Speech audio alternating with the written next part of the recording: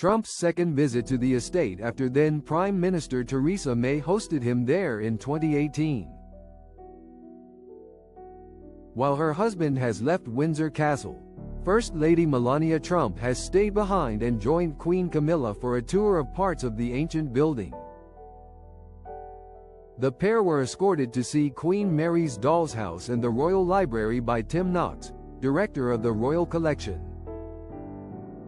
In the library, they viewed original works by British authors, including Arthur Conan Doyle, A. A. Milne and Julia Donaldson,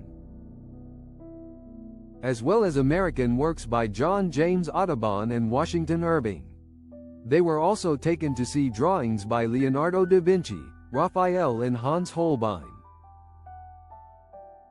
They also met with a group of schoolchildren who were writing and illustrating miniature books as part of an art project. Much like Camp David has been for American presidents, Chequers is the official country residence of the British Prime Minister. The 1,500-acre estate sits around 30 miles northwest of London in the village of Ellsborough in the county of Buckinghamshire.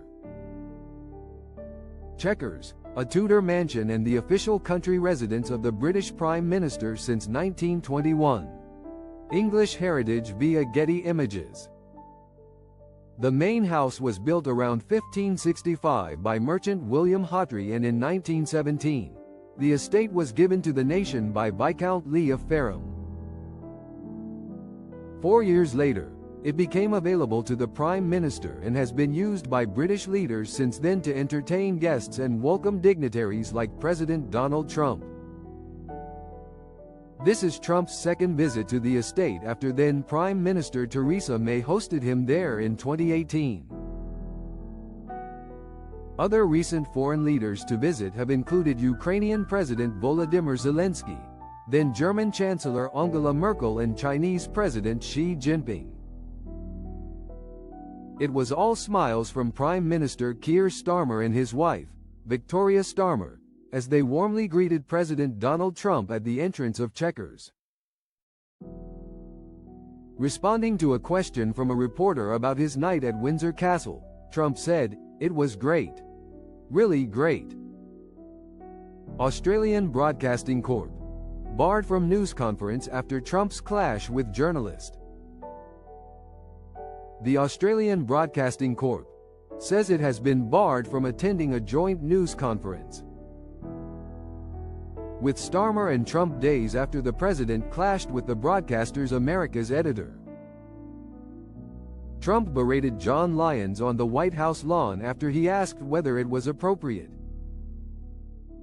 that a president in office should be engaged in so much business activity, telling the veteran journalist that he was hurting Australia.